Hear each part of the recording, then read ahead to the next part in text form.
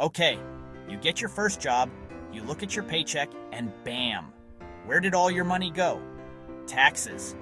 It's like buying a $10 ice cream cone, but the government takes $3 right off the top. It stinks. But there's a secret hack that lets you keep more of that money right now and build a massive fortune for your future. It's called a 401k, and it's basically a legal way to trick the tax system, in a good way. A traditional 401k uses something called pre-tax money. To explain this, let's use a simpler example: school lunch money. Imagine you earn $100 working on the weekend. The government says, we're going to tax you on all $100. That tax is about $15-20, so you keep $80-85. But with a 401k, you get a tax shield. It works like this. Before the government even looks at your $100 paycheck, you tell your employer, take $10 and put it straight into my 401k account.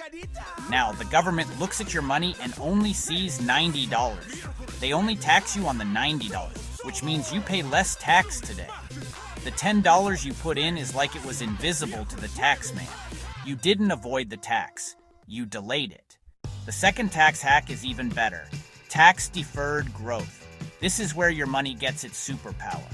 When you put money in a regular bank account, or even invest in a regular way, any profit you make from your investments is taxed every single year. It's like the tax collector dipping into your superpowered freezer every summer to take a scoop of your growing ice cream. But inside the 401k, the money you invest grows tax-deferred.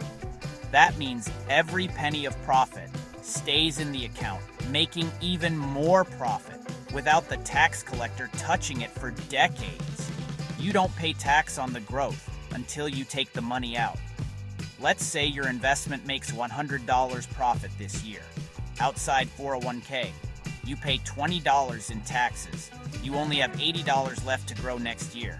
Inside 401k, you pay $0 in taxes. You have the full $100 left to grow next year. That $20 saved also starts making money for you.